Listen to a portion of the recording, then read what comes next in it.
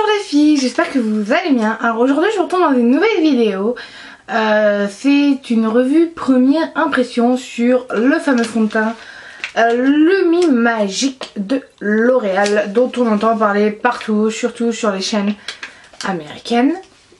Donc le packaging rose gold, le fameux fond de teint qui vous donne un teint rayonnant, lumineux, le truc un peu magique. C'est le cas de le dire, Lumi Magique. Donc il y a marqué que c'est un créateur d'éclat naturel, teint unifié et rayonnant, hydratation 24 heures, SPF 18. Donc j'ai pris la teinte R2 porcelaine rosée qui m'avait l'air pas mal, mais vous savez, comme dans chaque magasin. Donc je l'ai déjà ouvert derrière hein, pour gagner du temps. Parce que moi je les ouvre par derrière, parce que sinon si on ouvre comme ça on arrache tout, enfin bref. C'est dégoûtant hein. Et on va voir ce qu'il donne. Donc c'est parti pour l'essayer. J'ai déjà appliqué ma base de chez Smashbox qui est la photo finish, qui est matifiante parce que ce fond de teint n'a pas de matité et moi il me faut absolument de la matité tellement j'ai la peau grasse, vous le savez déjà, je vous barbe avec ça assez souvent. Donc je vais mettre une pompe, ouais, une pompe pour le moment, que je vais appliquer avec mon pinceau F80 de chez Sigma. Oups, excusez-moi. Et on va y aller doucement. On va voir ce que ça donne. Rien que comme ça, il a l'air quand même bien couvrant.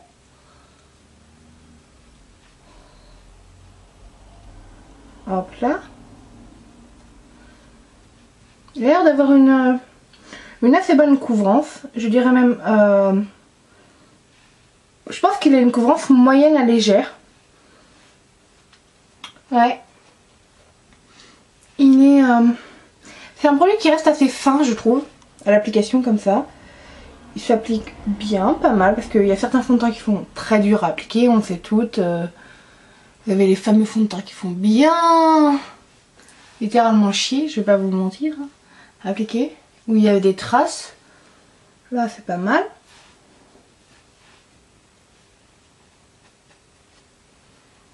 Hop là.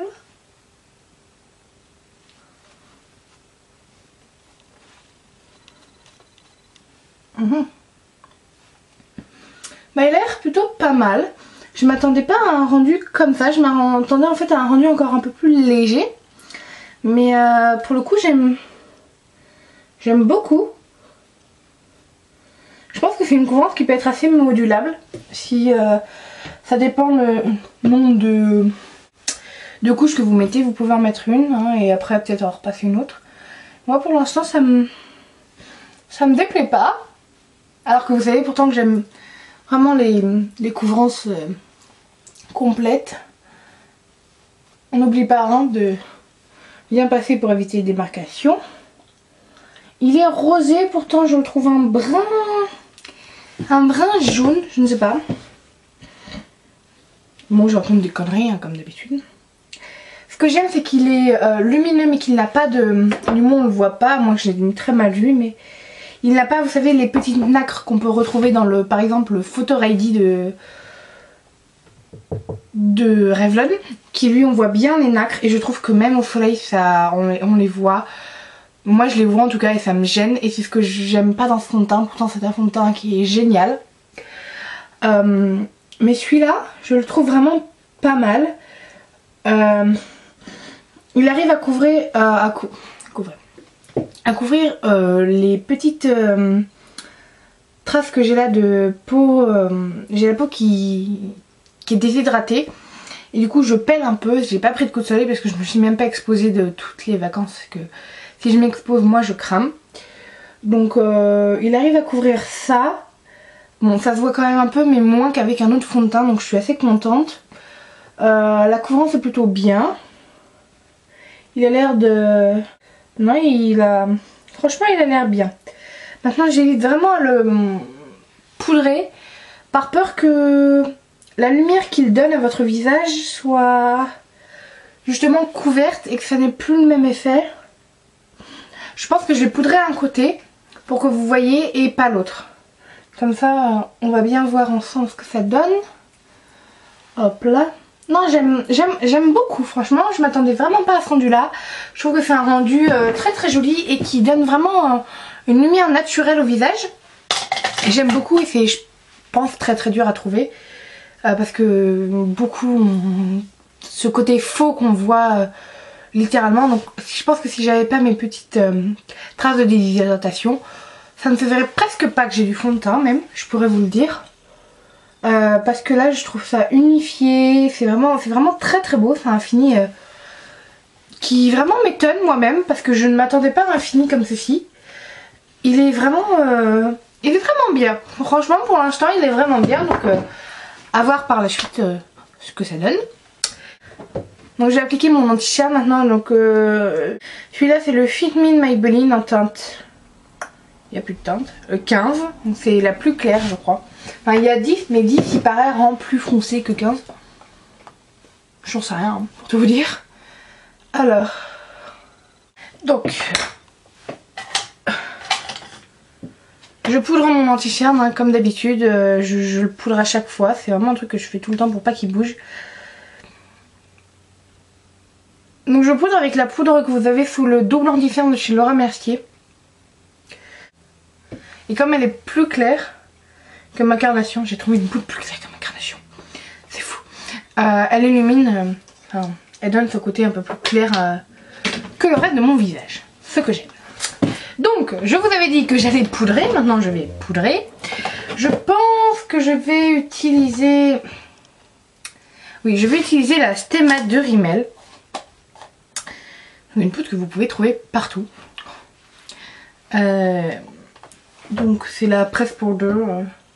Ça commence à s'effacer. Ça s'efface beaucoup les chapeaux. C'est mon ma deuxième poudre comme ça et ça s'efface.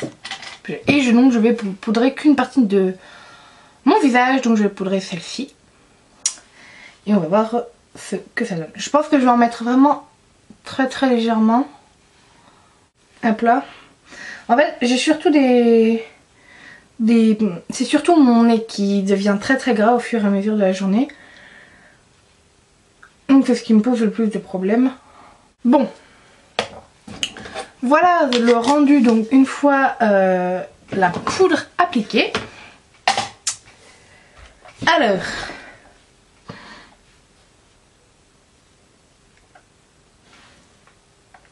Je trouve que ça enlève un peu de luminosité, pas trop, mais un peu quand même.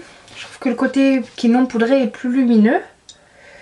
Après, je préfère poudrer, personnellement.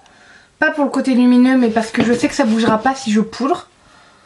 Alors que là, j'ai un peu du doute sur ce côté. Je vais vous montrer. Je vais faire un zoom. Donc, là c'est le côté pas poudré, et là c'est le côté poudré. Franchement il est plutôt bien, je trouve qu'il a une bonne couvrance. Je sais pas si vous pouvez bien voir. Bien lumineux. Donc là oui c'est donc les petits plaques de déshydratation dont je vous parlais. Donc comme j'ai mis l'anti-cerne dessus ça se voit plus maintenant forcément. Forcément sinon c'est pas drôle. Non mais j'aime franchement j'aime beaucoup le fini qu'il a. Donc je vais continuer à me maquiller et puis... je reviendrai vous en parler un peu plus tard. Puisqu'il est déjà 13h54 et je vais revenir dans quelques heures. Donc voilà. Et si, j'ai juste oublié de vous dire que le prix est de 17,50 € je crois. Je suis pas sûre. En tout cas c'est autour des 17 €, du moins à Intermarché. Moi je l'ai acheté à Intermarché. Donc voilà. À tout à l'heure les filles. Bye. Donc me revoilà les filles pour... la deuxième partie qui ne sera pas la dernière, j'en ferai un dernier update. Donc il est 16h25, donc presque 30, je vais arrondir à 30, donc ça fait 2h35 que je me suis maquillée. Alors on va commencer par la partie qui est ici, donc qui est la partie poudrée. Donc avec la poudre je ressens que ça commence à venir. Je commence à avoir la peau grasse, donc je vais me rapprocher un peu pour que vous puissiez bien voir. Je commence à briller surtout ici. Pas forcément le nez, ça va. Alors que d'habitude c'est plutôt ce qui ne va pas. Le menton ça n'a pas bougé donc je suis plutôt contente. Après donc c'est surtout à ce niveau ici. Mais sinon ça va. Et pour l'autre partie, c'est là que ça se gâte. Mon nez est complètement en train de partir, donc c'est complètement gras. Ici, tout ici, je le sens. Ici, ça commence à briller. Et là, ça commence ouais, à coller un peu. Donc c'est pas cool du tout. Sinon, le reste du visage, ça va. Je vais vous faire un zoom sur mon nez pour que vous puissiez bien voir la différence. Donc là, hop là, j'ai posé mon miroir. Donc là, c'est la partie sans poudre. Et là, c'est la partie avec poudre. Donc vous voyez que la partie avec poudre va quand même beaucoup mieux que la partie sans. Donc voilà, c'était comme ça, vous voyez mieux. Donc ouais, pour l'instant, ça va encore. C'est vrai que je repoudre quand même parfois mon teint. Je vais pas mentir, je le repoudre même avec tous les fonds de teint, même les fonds de teint matifiants. Donc pour l'instant ça va. La partie où il y a avec la poudre et je trouve un peu trop... Ça fait un peu trop... C'est beaucoup plus épais. Alors que... Enfin là je le sens bien. Enfin je le sens bien. Comment vous dire? Je sens que j'ai du fond de teint de ce côté avec la poudre et tout. Alors qu'ici c'est presque invisible. Donc c'est plutôt cool, je préfère largement cette partie puisque j'ai l'impression de ne pas apporter de fond de teint tellement c'est léger et ça couvre parfaitement ce que je veux que ça couvre. Donc pour l'instant c'est un bon point à part pour le fait que je commence à briller, j'aime pas trop ça. Mais donc il est 16h30 et je vais revenir vers 20h pour un dernier update. Donc à tout à l'heure. Donc moi voilà pour mon dernier update, donc il est 19h47 comme vous pouvez le voir. Et donc j'ai toute la zone T complètement grasse, à part, ah si, le montant aussi là. En fait ça fait la zone T, là, donc ouais, matité 0, mais c'est pas un fond de teint matifiant d'un côté donc je peux rien dire là-dessus. La couvrance est plutôt bonne, ça m'a même impressionnée pour tout vous dire parce que je m'attendais pas à une telle couvrance. La tenue est... Je pense que si on a une peau normale à sèche, la tenue doit être parfaite. Il tient quand même bien donc... Enfin, la tenue est parfaite selon moi. Après...